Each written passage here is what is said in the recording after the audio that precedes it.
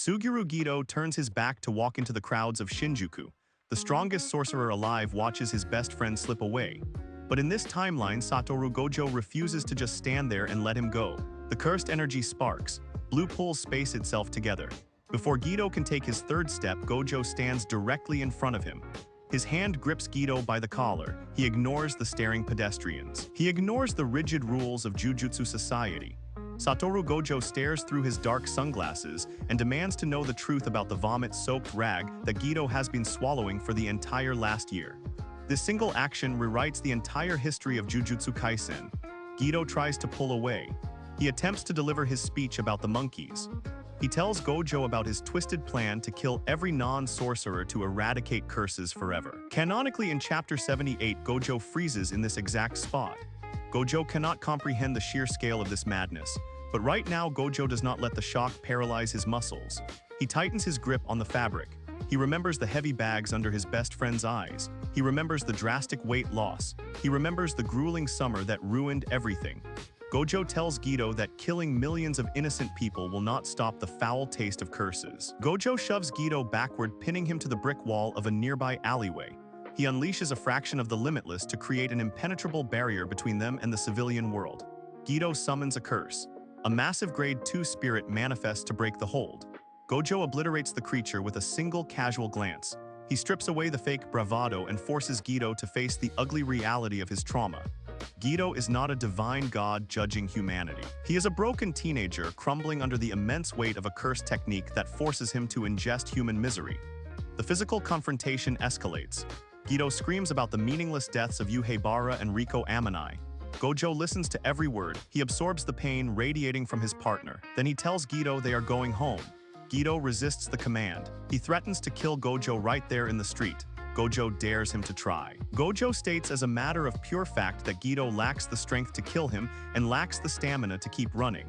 Gojo grabs Geto by the arm and utilizes his spatial manipulation to teleport them straight to the heart of Tokyo Jujutsu High. The moment they materialize inside the barrier of Master Tenjin, the school alarms blare.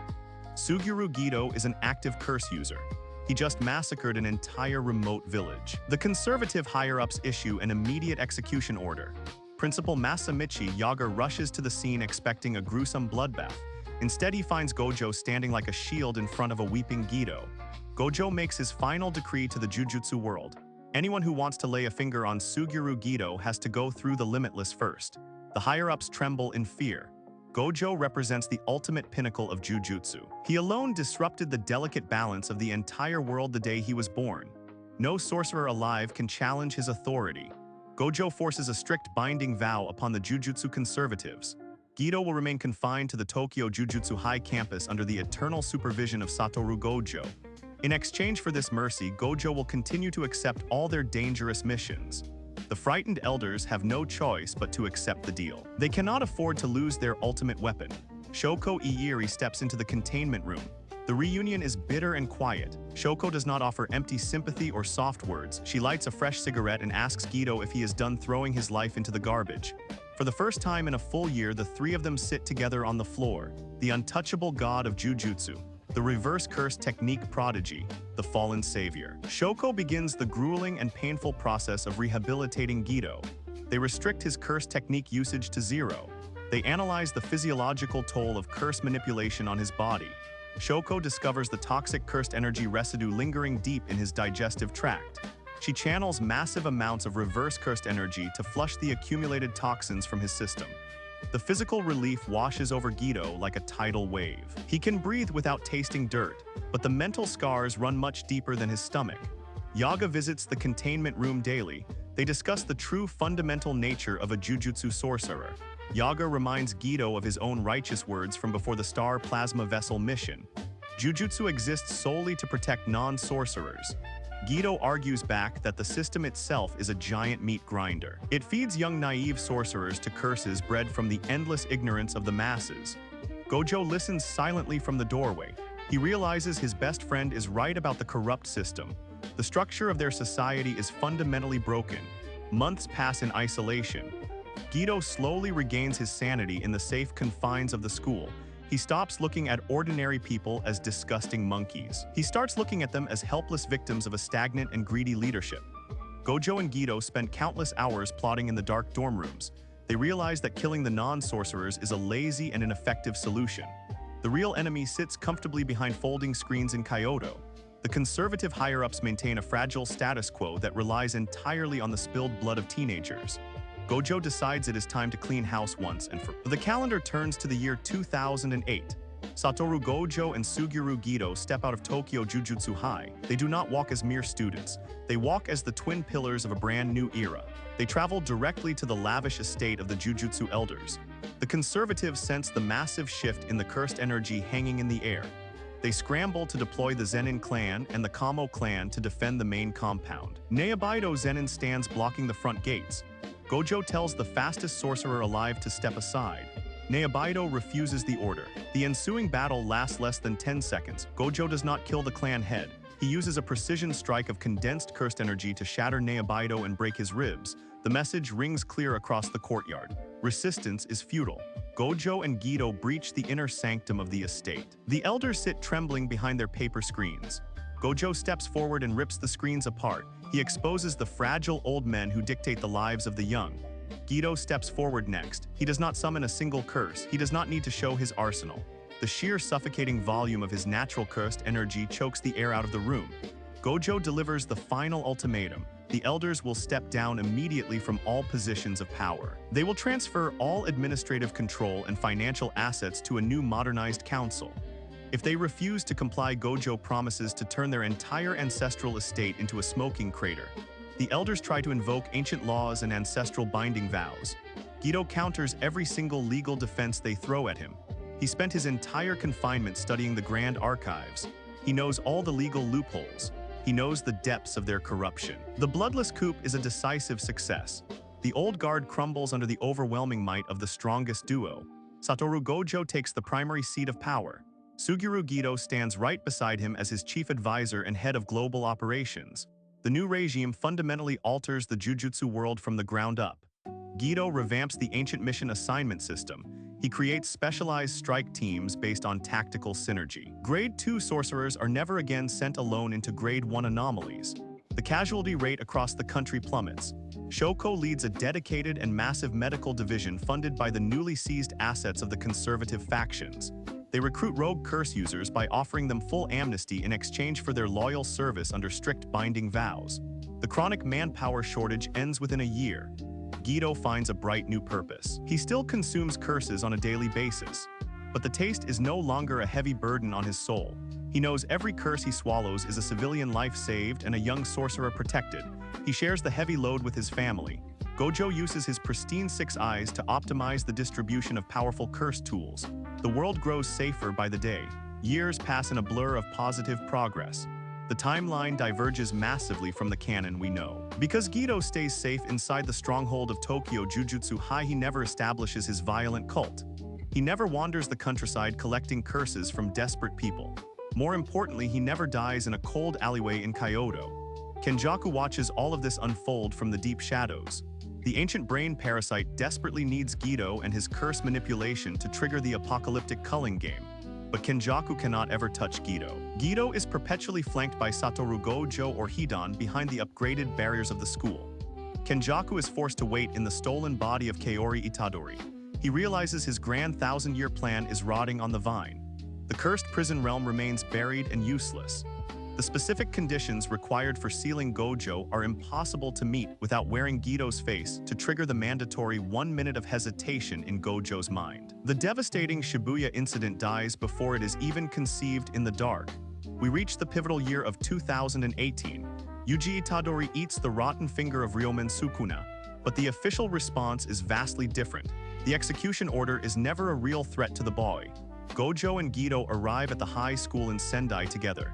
Geto assesses the chaotic situation with a calm mind. Geto uses a specialized containment curse to mask the residual energy of the consumed finger. Gojo greets Megumi Fushiguro with a wide grin. Megumi is not a brooding and traumatized lone wolf in this universe. He grew up under the watchful and caring eyes of both Gojo and Geto. He respects Geto as a master tactician and views Gojo as an eccentric and annoying uncle. They bring Yuji safely back to Tokyo. Nobara Kugisaki joins them a few days later. The iconic first-year trio is finally complete. But their daily training is fundamentally transformed by the new leadership. They do not face overwhelming odds alone in the field. Geto runs their tactical combat simulations. He summons specific curse spirits to test their elemental weaknesses in a highly controlled and safe environment. Nobara learns to strike the deep core of cursed energy from a man who commands thousands of diverse spirits. Yuji learns advanced hand-to-hand combat directly from Geto. Geto teaches Yuji how to anticipate attacks without relying purely on his raw physical instinct. Megumi learns domain expansion theory from Gojo and complex Shikigami optimization from Geto. The kids are thriving under this massive umbrella of protection. They laugh during class. They train hard. They eat warm dinners together every night. The dark shadows of trauma that define their canonical counterparts simply do not exist here. Let us delve deeper into the mechanics of this glorious golden age. We need to examine how the other major clans react to this utopia. The Gojo clan naturally ascends to the apex of global political power. Satoru delegates the tedious clan management to his most loyal retainers. His focus remains solely on nurturing his precious students. The Zenin clan is furious but impotent. Maki and Mai Zenin escaped the oppressive and sexist household much earlier in this timeline. Geto personally marches into the main Zenin estate to recruit Maki. Ogi Zenin tries to intervene and assert his authority. Geto summons a massive special grade curse right in the center of their pristine courtyard. He firmly informs Ogi that Maki is now under the direct legal protection of the Tokyo Jujutsu High Administration. Maki gets all the special grade curse tools she needs without ever begging her abusers. She trains directly under Geto, mastering heavy polearms and broad battlefield awareness. Mai is not forced to become a frontline sorcerer against her will. She chooses to work in the logistics and administrative branch under Shoko. The estranged sisters heal their fractured bond. They build a healthy relationship devoid of clan toxicity. What about Yuta Okotsu, the boy haunted by the immense queen of curses known as Rika Orimoto? In canon, Gojo alone stops his execution. In this timeline, Geto and Gojo handle the frightened boy together. Geto recognizes the boundless emotional potential of Rika. He does not try to steal her power for himself. He remembers his own dark isolation. He sits with Yuta in the bright isolation chamber. Geto explains the true nature of cursed energy to the crying boy. He tells Yuta that curses are born from human emotion, but they do not have to dictate the course of a human life. Geto becomes a vital mentor figure to Yuta. When Yuta trains, he spars intensely against Geto and his massive arsenal. The intense physical and emotional support accelerates Yuta's growth exponentially. The chaotic night parade of 100 demons never happens. Yuta learns to channel Rika's immense power peacefully and efficiently. He stands proudly beside Hakari as the heavy hitters of the powerful new generation. Now let us analyze the terrible disaster curses. Jogo and Hanami and Dagon and Mahito, they still manifest into the world. The human fear of volcanoes and forests and oceans and other humans still pools into massive cursed energy, but they find no strong allies. Kenjaku is forced into deep hiding, unable to guide their raw malice. When Jogo aggressively approaches Gojo in the street, the outcome is far swifter. Jogo attempts to trap Gojo in his fiery domain, but Geto is standing right there.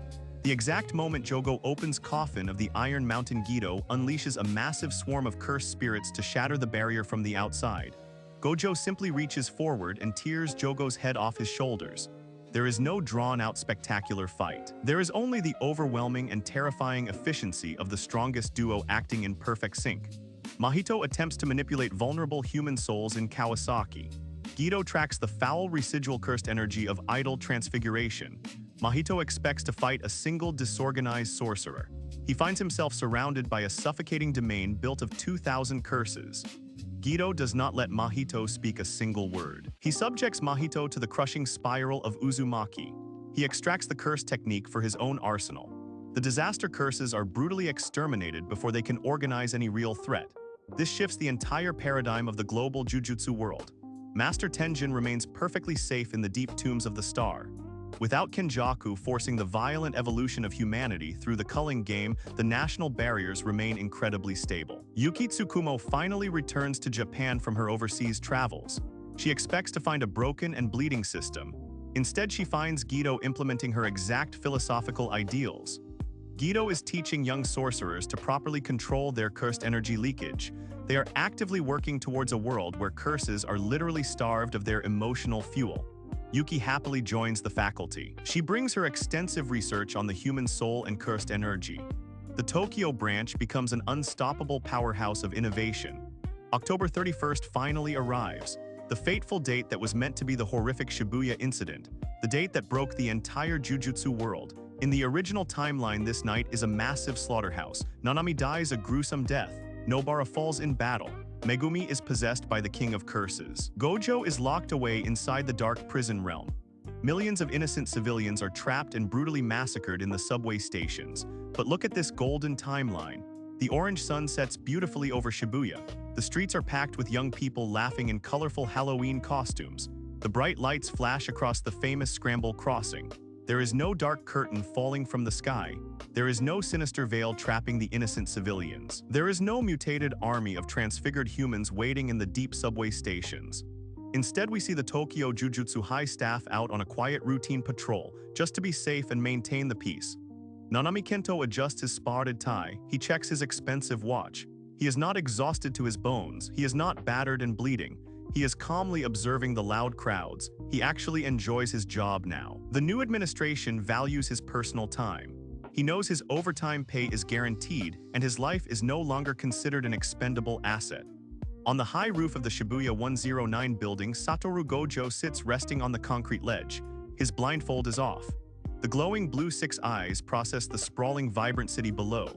He watches the chaotic, beautiful energy of millions of people living their ordinary lives. He does not sense any major curses lurking in the alleys. The entire city is clean. Suguru Geto steps quietly onto the roof. He is wearing his dark, tailored teacher uniform. His long hair is tied neatly back. The dark sunken circles under his eyes are gone forever. He holds 2 warm cans of sweet coffee. He tosses one through the air to Gojo. Gojo catches it without even looking. The limitless infinity does not stop the metal can. Gojo lets it pass through his impenetrable defense. He trusts Geto with his life. They look down at the bustling street. Below them, the happy students are walking together in a pack. Yuji is wearing a ridiculous pair of glowing plastic glasses. He is laughing out loud at a terrible joke. Megumi walks right beside him with his hands resting in his pockets. A small, genuine smile plays on Megumi's face. He is visibly relaxed. Nobara is leading the charge, pointing excitedly toward a sweet crepe stand. She is arguing loudly with Yuji about who is paying the bill. Maki and Toga and Panda are waiting for them at the illuminated corner. Yuta is standing there too, holding a large bag of festival souvenirs. They are whole, they are unbroken, they are just regular kids enjoying a fun festival night. Gojo takes a long sip of his warm coffee. He leans back against the wall and smiles. He tells Geto that they actually did it. They built a fair world where the strong protect the weak without sacrificing their own precious souls in the process. Geto watches the loud students below. He remembers the bitter foul taste of a cursed spirit. He remembers the cold, dirty alleyway where he almost threw his entire life away for a massive massacre. He looks at Gojo, the stubborn man who refused to let him go. The man who broke every rule of the world just to save his best friend. Geto nods slowly. He tells Gojo that the view from up here is perfect. The Jujutsu world is finally healed.